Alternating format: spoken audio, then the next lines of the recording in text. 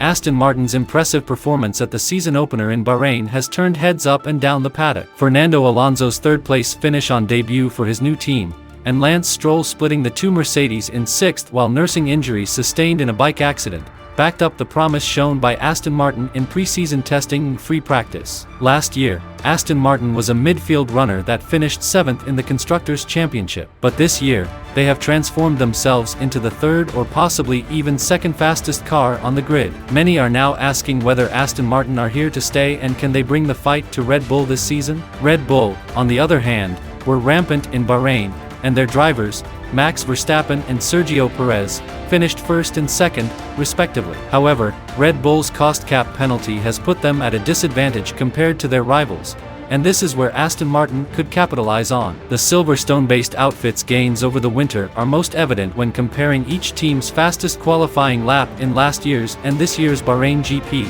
The AMR 23 was 2.411 seconds quicker than its predecessor over one lap, and that gain is more than double the next biggest improver, Williams, 1.203 seconds. In 2022, Aston Martin was over 2 seconds slower than Red Bull, but this year Alonso was just 0.6 of a second off Verstappen's pole position, despite the world champion making a 0.973 second improvement himself over the past 12 months. Furthermore, Alonso thinks it is qualifying performance where the AMR 23 can become more competitive, having been unable to really challenge Red Bull and Ferrari on the Saturday in Bahrain, even if he did finish ahead of both Mercedes. I think the most important point is that the new Aston Martin is just a new car, a new project. This is just the beginning, the 41-year-old said. This is not the final car, this is just the starting car of this concept that we changed over winter. I think some of the top teams they just kept the philosophy that they had last year. Red Bull or Ferrari they kept more of the same shapes,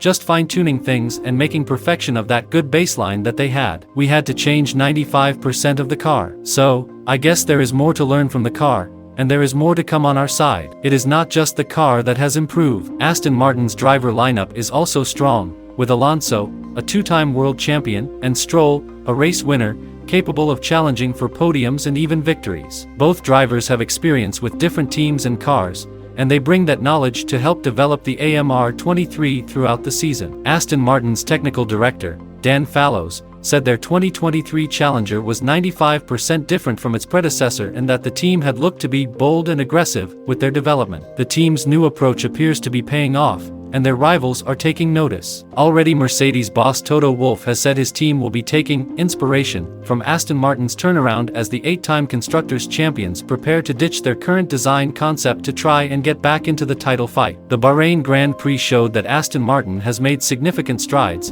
and they have the potential to challenge Red Bull and Mercedes for the championship this year. However, it is still early days, and the team needs to continue developing the AMR 23 to stay competitive.